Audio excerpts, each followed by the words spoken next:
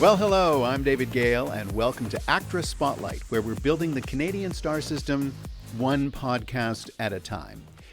Karen Robinson is having one of those extraordinary moments for an actor. Her acerbic Ronnie Lee character on Schitt's Creek is bringing her recognition and newfound opportunities. She tells me all about it and being an actor of color of a certain age while having a hot flash right during the interview. This woman plays out of the box. Enjoy. Listen, I have to congratulate you on Schitt's Creek and the success of that and the evolution of your character, Ronnie Lee, and just that we can actually talk about it and I don't have to worry about saying Schitt's Creek. No. We were well, long past this that. Country. No, For yes. God's sake. And by now, you think. Exactly. So, congratulations. Thank you. That's so lovely of you to say. I actually feel like I'm a small continuing part of this really enormous movement. I mean, on my bike ride here, I mentioned that, it's a great day for biking. And on my bike ride here, I'm stopped at the corner of Parliament and Gerrard. In Toronto. And, lo and behold, there's this guy named Michael crossing the street who does a double take, and I'm used to that now. I was actually gesticulating to a truck at that point because some truck was blowing its horn at some other guy who didn't do anything wrong, and I was the cyclist going, really, does that help? And so Michael notices me, and he comes over, and he is the biggest fan of Schitt's Creek, and we had this great conversation about how much the show means to him and how he had made a video that was based Moira's wine commercial video. OMG. Exactly. And he wanted to, we hugged and he took a selfie and all of that. And I would say that happens to me just about every day. That's fantastic. Yeah. Congratulations. Just about every day I leave the house. And it's all positive. Yeah, and it's all positive. Yeah. It really is. And that's the most gratifying thing about being on Schitt's Creek is how much it means to people. Mm-hmm. And they have done a beautiful, slow evolution of all the characters in that show. Nobody has stayed the same. No. And it's beautiful to see that transition because everyone started out so extreme and I wouldn't say unlikable, but where can they go with this? It was seemingly. And I think it was the influence of being in that town of Schitt's Creek, wasn't it? Because Schitt's Creek was all about love and acceptance. And so it feels like it really mellowed everyone out and got them to focus on what was most important, especially the Rose family. Mm-hmm. And I just loved being a part of that and hearing people talk about it, like how much it gives to them. I feel like the luckiest girl in the world. And personally playing Ronnie, what was that like? It is the most comfortable wardrobe I've ever been in on a set ever in my, 2.5 decades of doing this work. And what else? I feel like I got to use my mother's face a lot. I feel like I watch Ronnie because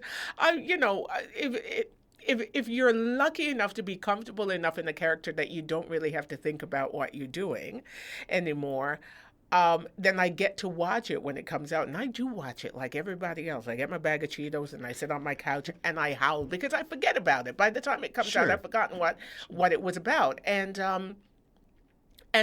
I see my mother's voice. No, I see my mother's face. I hear my mother's voice. It is so Joy Robinson. I love that. Would you say the Joy was brusque? Oh, Joy can be brusque. Joy can be droll, dry, brusque, sarcastic, just, seethingly angry. Opinionated, and joyful, and really joyful. I'm so glad that her name is Joy because she can be that person and she can carry that into her room very easily. What does she think of the show? She has no idea. My parents enjoy other people's enjoyment of the show, but they are not awake at the time it comes on. Nope. But they're not awake by that time. They have a new thing called a VCR. They are, nope. Don't ask my parents about VCRs, DVD players, or the internet. They're just not that. They are old school? They are so old school. They are so 24-hour news cycle and praise and worship on a Sunday afternoon, people. Schitt's Creek is not their bag, but they really enjoy the success that they see coming, that I'm experiencing through the show. And they're hearing from their friends how great it is. And they're hearing from their friends. And they see the pictures of me at the award shows. Right. And they know that I'm paying my bills, and that's really all they care about. That's so funny because it's in Yiddish it's called Schepping Nachas, which it's like familial pride. It's pride in your. It actually is not necessarily about the work. It's about the pride. Yeah, it's about yeah. That's fantastic. Exactly. So funny. Yeah. I had to sit my family down last weekend and play them an episode of Actress Spotlight so they would hear it. And I said, "Are you talking your parents or your kids?" No, my mom is past that. Oh, okay. But yeah, she's got dementia. But I'm sorry. My siblings. Yeah. My siblings, I was just saying, oh, but when I'm working out, I watch my shows, and when I'm doing this, I'm doing that, and so I think one of the sisters has listened to it, but I just said, okay, look, we're here right now, we're having breakfast, let's just put it on. And they loved it. Yeah. They was like, but when you said that, when you initially said that, did you get that? Oh, okay. Oh, yes. My sister was like continuing whatever she was doing in the kitchen. And, but it's funny. The reaction was very positive, but I had to actually enable them and set it up. Are you saying that I should do that with my parents? I'm saying maybe. They would fall asleep.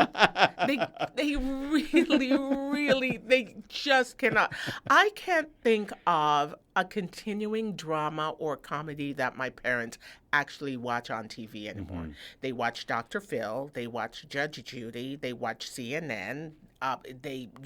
BBC World.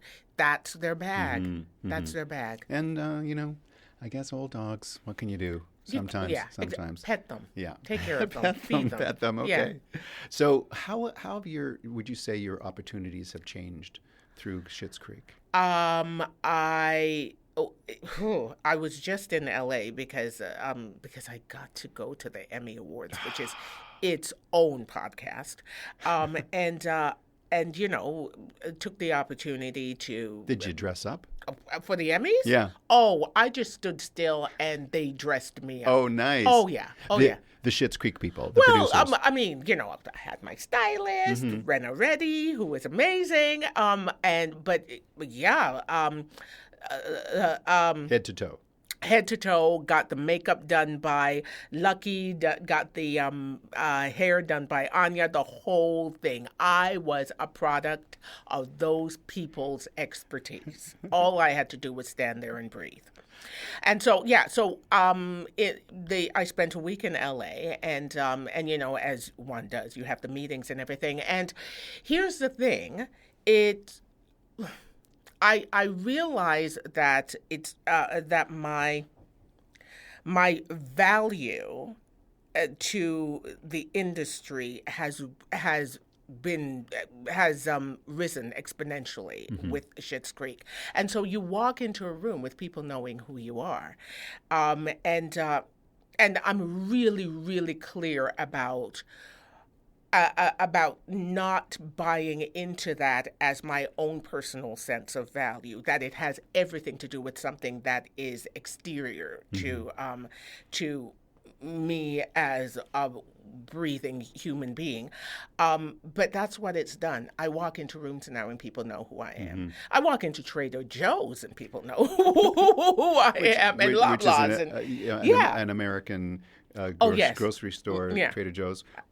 Which I love, but I imagine we're people who are not necessarily in our 20s anymore, and going there. Thanks for pointing that out. Actually, I'm so happy not to be in my 20s anymore. By the way, right. Well, I'm just out of my 20s, so exactly. Give or take. But going to LA with this newfound fame as a person who's not in their 20s perhaps is different for you now. And as you say, you can separate what that value is from your own internal value. And Absolutely. That is wisdom. Oh. And that comes with experience and rejection and Yeah. understanding that And it is menopause. precarious. I can't speak of that.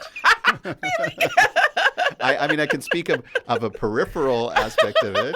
I've had many friends who are going through it and have been through it. But I myself, I hear you. Yeah. I hear you. So menopause, you think, also helped your Absolutely. stability? Absolutely, because there's so much that you can't fool yourself that you're in control of anymore, because the hot flashes, what I'm having one right now, they come when they're ready. This right now you're having one? Oh, absolutely. And the only reason I've not pulled out my fan and started fanning myself is because it's going to interfere with the microphone. Oh, I'm no, thinking. please do. Okay, so if you hear anything, that's me pulling my fan out. Anyway, yeah. Were you concerned that you might have a hot flash in the middle of this? No, I thought maybe it was me. Are you Good having laugh. a hot flash? No. I was affecting the... No. Oh, you mean you were bringing on the hot flash? Yes. Yeah, nah. I mean, you are extremely handsome. But Oh, my goodness. generally speaking, coffee, Handsome red for wine. podcasts. No, beyond podcasts.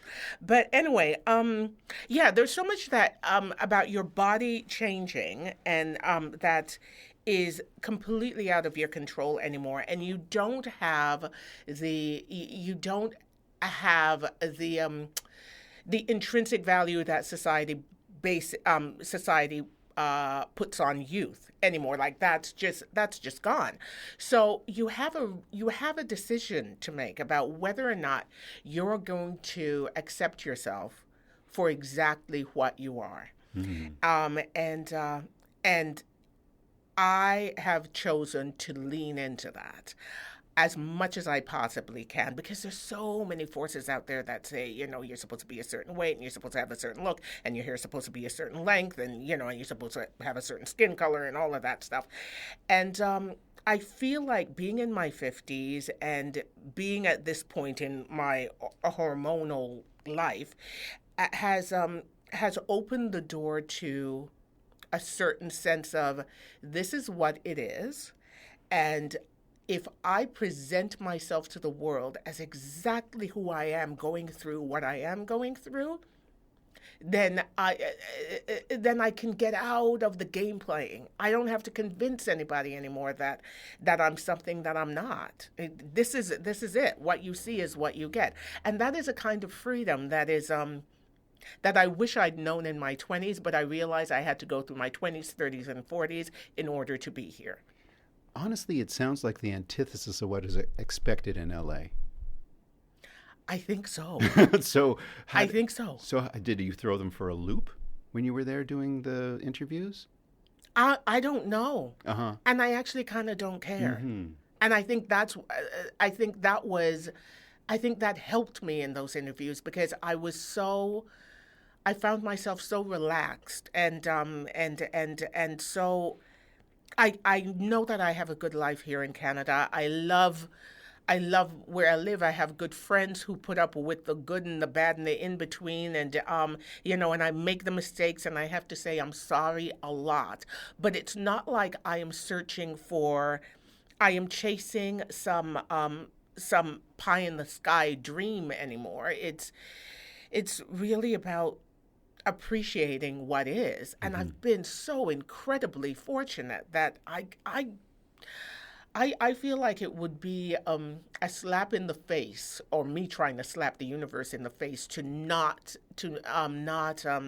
acknowledge that and not be grateful for that every single day. So going down to LA and having the meetings, that was great, and I am open to any opportunities that those encounters bring to me at my stage in my career right now. But really, I knew that I was bringing something into the room, and that has its own power. Yeah. Right? They were there to see you. They were there to see me. Not there to see the 10 other people that you were one of.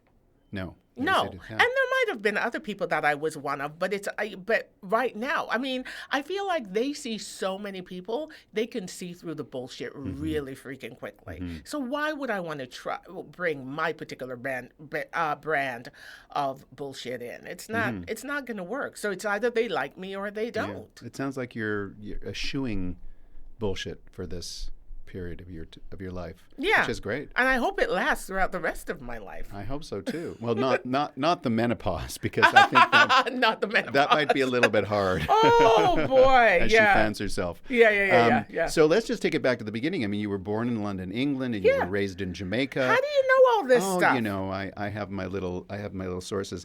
And then you move from London to Jamaica to Drumheller, Alberta. Oh my as God, a teenager. you know all the stuff. So what was that like? Because that's a big cultural shift. It was a huge cultural shift, but I feel like I was in developing nations, there is a tendency to look beyond the borders. At least when I was a teenager in the 80s, look beyond the borders, because anything that is in a developed nation must be better than what you have in Jamaica. And I had my existence in Jamaica. You know, we were sort of lower middle class, and you know, my parents had jobs, and all my siblings, we went through high school and, you know, university, and so and we were small C, conservative Christian, that kind of family. We were well behaved. So it was I had a blessed existence in Jamaica. But you still look beyond the borders to places like Canada and the U.S. and England, and you think, well, you know, there are more opportunities there, which there are. So that, I think, was my mindset when I moved to Canada, realizing that tiny things, places to get your hair done. Pantyhose that were the right color, skin products that suited your skin type, any of that stuff, or even food that you liked to eat. Realizing that those things weren't available to you, to me, I think that was a bit of a shock. The racism, which was real, I feel like I understand it more, or understand what happened to me more in hindsight. Because in the times when it was happening, it confused me more than it did anything else. It didn't anger me. It didn't make me sad. It just made me confused. Because it didn't exist in Jamaica, to your understanding? Well, it existed in a completely different way in Jamaica, and it's something that we refer to as colorism. But no one ever called me a house N-word in Jamaica. Whereas, you know, working in Dairy Queen in Drumheller, Alberta, that happened, and I didn't even know what it was when someone referred to me that way. When I got the lead in the school play, the person who had wanted the lead, you know, I remember her being very, very mean to me, and but I didn't realize what it was until years later. It was confusing to me that anyone would be so mean, that jealous and that mean. So anyway.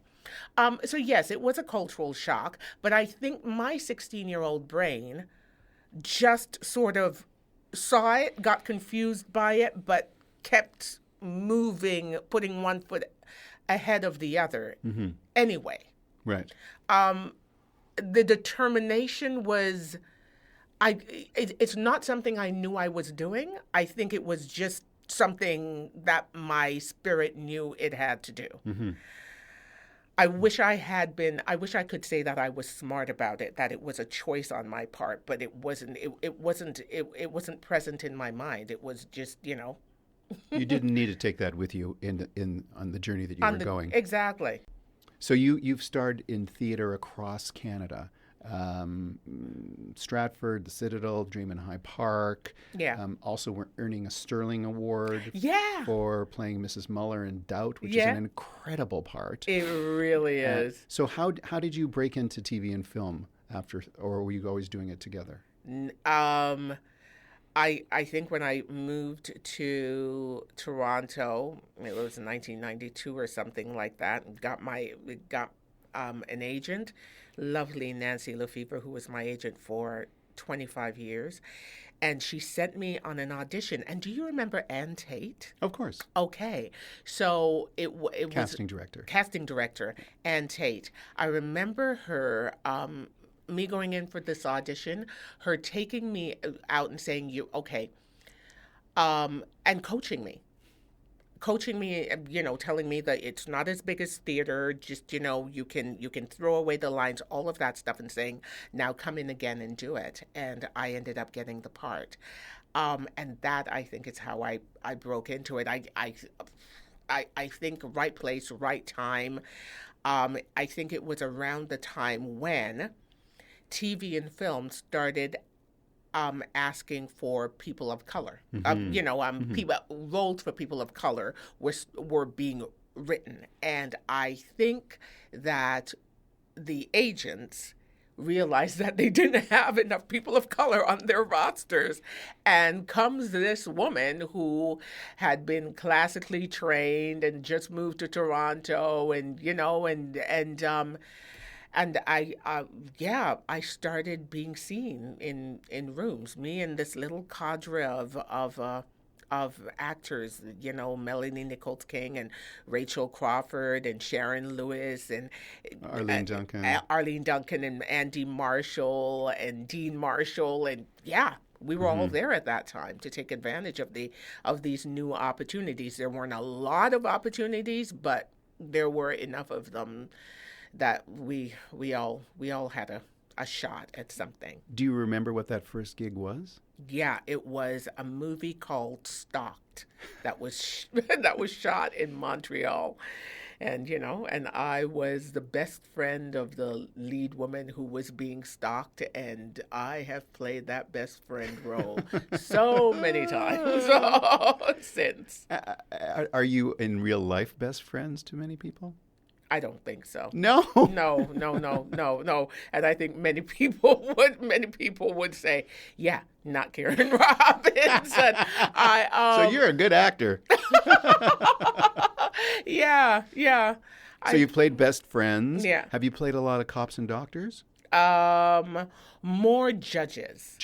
More judges and lawyers, and more authority figures who the story is not necessarily about, but who help to move the story along. Yeah. You see, you do play authoritarian figures. Yeah. And how does that relate to you, Karen Robinson, in your life? You're not the best friend. Are you an authoritarian figure? I think I'm opinionated, and that I don't have a problem expressing those opinions, and I think that gets me into a lot of trouble. In real life. But I think also my look, my demeanor, the way I enter a room, I think people actually think I know what I'm talking about. Now, I know that I don't always know what I'm talking about.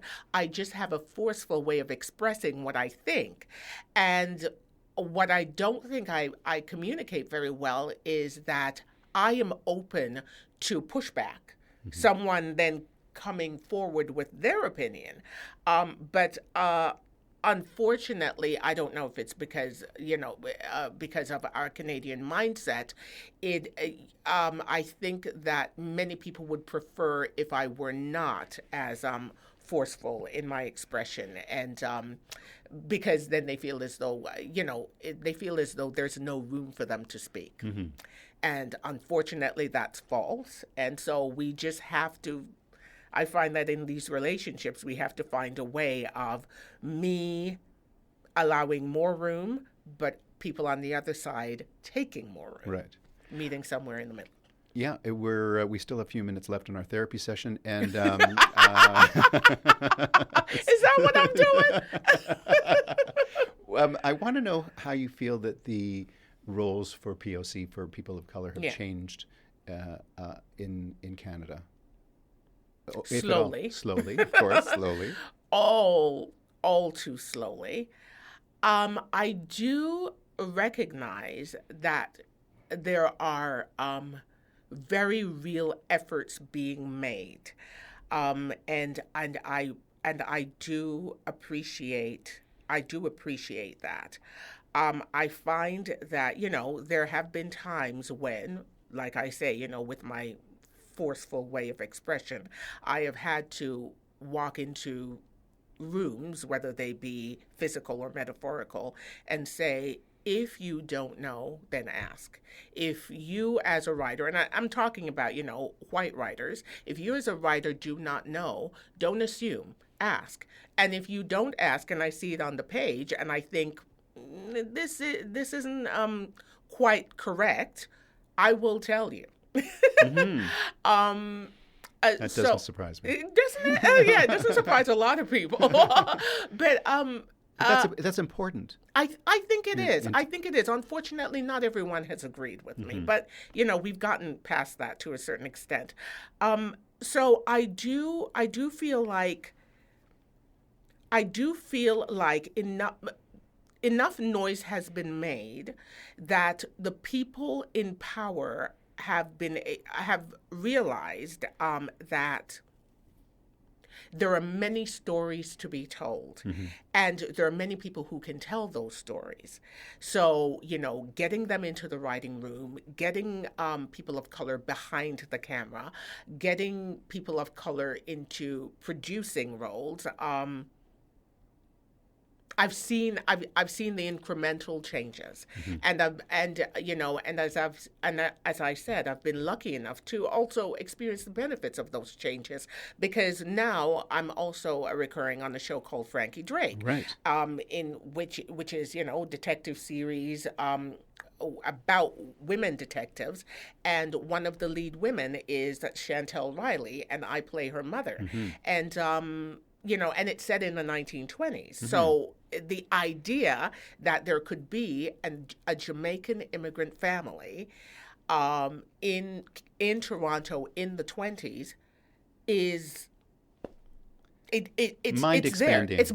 Thank you. Yeah. It's not mind blowing. It's mind expanding. It's absolutely mind expanding. And you're lovely in that part. Oh, absolutely. Thank you very much. It's the hats. It's the hats. That's the 20s all about the hats. Yeah. And we also have Digstown, which is also we also have Digstown, which is absolutely led by people of color. Yeah. We recently gave our Sandy Ross Award to Floyd Kane. Yes. And, he said, I can't believe I'm getting an award for doing what's right. Yes. Yeah. Right? Yeah. Absolutely. It's taken a long time. It's really taken a long time, and it's also taken many tries, because this is not the first series that Floyd Kane has been behind. To be allowed to try and fail and try again, just like anybody else, to build on what we know, to improve, to diversify our skills. We just need the opportunity. We just need the opportunity. And the thing is, it makes all of us better. The sense that we're telling all our stories, it just makes all of us better. The more you know, the more you know. And I feel like it's full time. It's actually past time. But yeah, I do see the difference, and I want it to go further. What is your vision for the future of this of our industry with regards to diversity and inclusion? I recently did a production of Hamlet where I played Gertrude to Christine Horn's Hamlet. Yes. When amazing. I can see that on TV and nobody bats an eye, yeah, I'll know that we have scaled yet another height, and there will be more thereafter. Mm-hmm. But that's what I want to see. Have you watched that show, Sex Education? I was just looking at IMDb today, and it was coming up as a recommendation of a must-see television series. Fabulous. It is fabulous. And it's out of England? It is out of England. And there is a character on that show, beautiful black man. I can't remember the actor's name. And, he just talked about his parents. And then you were taken into his home, and his parents were an interracial lesbian couple. Mm-hmm. Mm-hmm. And there was no context around it. There was no explaining it. You just went with it. And I feel like we need to open ourselves up to the more. You talked about mind expanding. That's probably more articulate than what I said. But it's just knowing that there is more. Mm-hmm. There are all kinds of articulations of parenthood and families and love and social interactions and there just are. Why do you think that it's easier to do in theater? I don't know, quite frankly. Do you think people come to an audience with more of an imagination in the theater? No, I don't. Mm-hmm. But I think we believe that they do. I mean, I've had that argument presented to me that, because it's theater, because you walk into a theater, you're meant to suspend your disbelief to a greater extent than you do with TV. But I don't think that's true at all. Mm-hmm. I think, if we were able to buy into $6 Million Man, we can buy into Don Janney Burley speaking to Christine Horn in sign language and Christine Horn answering her in English. Mm-hmm. And it again is mind expanding. I think we get really comfortable. I think we buy into these boxes that society creates for us.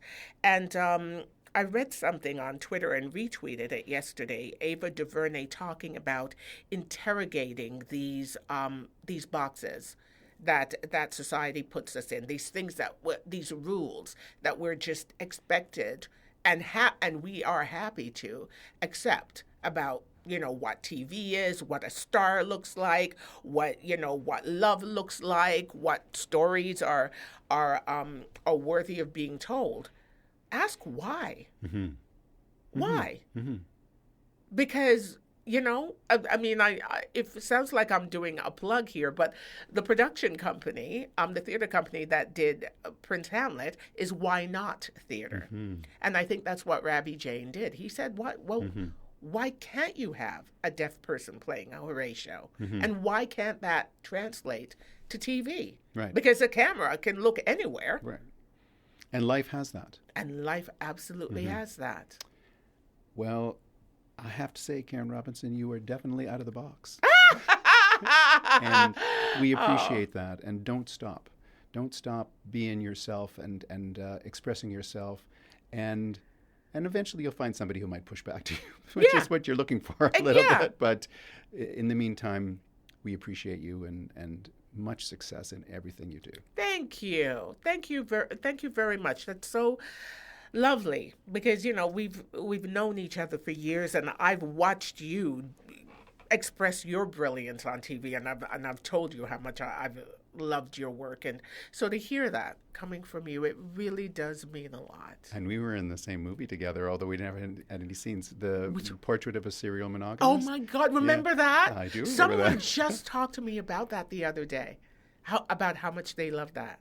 Yeah, it's still on the movie network, so people are seeing it. So there you go. Yeah. Together again, but separate. Yeah, exactly. Thank you so much. Thank you for having me. Karen Robinson is a force of nature and is going where nature takes her. Thanks for listening. I'm David Gale. Actress Spotlight is produced by Cass Enright and recorded in Actor Toronto's Gordon Pinsent studio. You can get Spotlight on iTunes or Spotify or wherever you get your podcasts. There's lots of places to do so. Don't forget to like us and share us, and keep watching Canadian.